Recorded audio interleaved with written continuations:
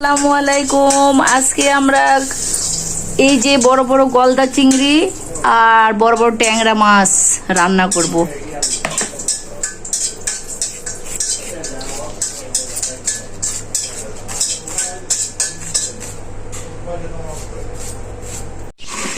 আসসালামু আলাইকুম। প্রথমে আমরা আজকে এই পেঁয়াজটা ভেজে নিব ভালোভাবে, তেল দিয়ে ভেজে নিয়ে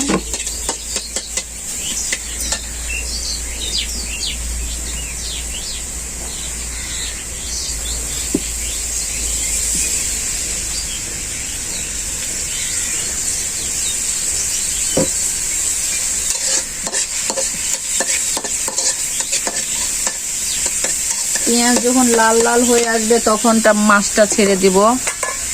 আর মাছে আমরা এই যে লেবুটা আগে দিয়ে নিয়েছি, লেবু, বড় বড় মাছ, একটা করে মাছ, সেই সুন্দর বড় বড় ডিমালা মাছ, খেতে খুব স্বাদ হবে, ভালো লাগবে। মাছের আজকে ঝোল পাতাবো, ঝোল রান্না করব। এই যে এইটাকে বলে ঝিঙ্গা আর আলু, আলু দিয়ে ঝোল করব আমরা, মাছের ঝোল, ট্যাংরা মাছের ঝোল করব।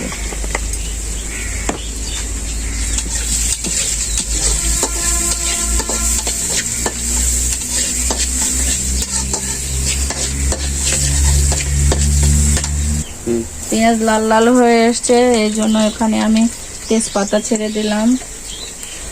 তারপরে হচ্ছে যে লঙ্কার গুঁড়ো 2 চামচ পরিমাণ দিয়ে দিলাম,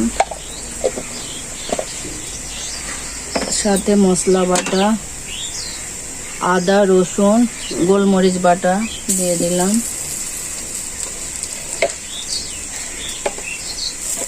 হলুদ পরিমাণ মতো হলুদ দিয়ে দিলাম। এখন একটু পানি দিয়ে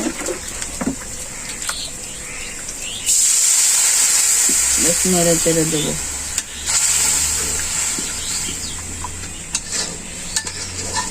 এর মধ্যে এখন আমরা মাছটা ছেড়ে দেব, মাছ কষায় নেব।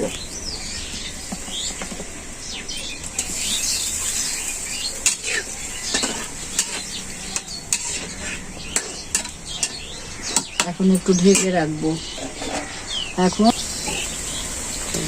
গাইস, আমরা ঝিঙ্গাটা আর আলু একসঙ্গে ঢেলে দিয়ে খুব ভালো করে নেড়ে চেড়ে পানি দিয়ে দিব। এখানে খড়ি চূড়ার জাল তো বেশ ভালো জ্বলছে, এখানে এখন পানি দিয়ে দিব আমরা।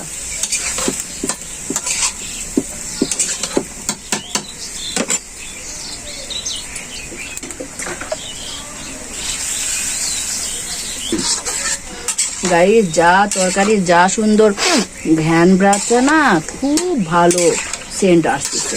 এই জন্য আপনারা যদি এটা ভালো মনে করেন রান্না করে খাবেন।